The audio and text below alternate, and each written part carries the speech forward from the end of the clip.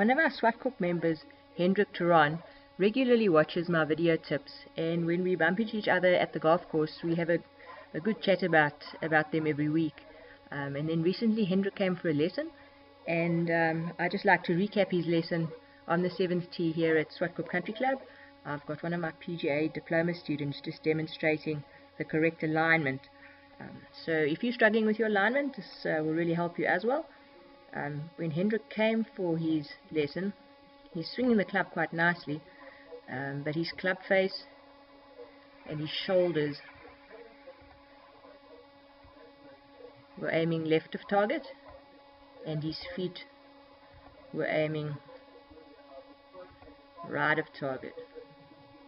And then what he was doing, he was just swinging on the line of his shoulders, so he was hitting everything either left or left with a little bit of a hook. So what we just did is we simply squared out his alignment.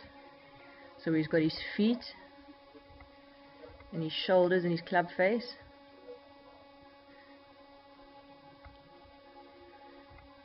as well as his elbows, to all be on one parallel line. And in this way he was swinging at the target more consistently. The other problem he had is because his feet were aiming right of target, he couldn't follow through properly. His left hip and left leg was always in the way. So if you're working on your alignment and you'd like to be more consistent, just go and have a check and make sure that you're lining up like the chap on the right hand side.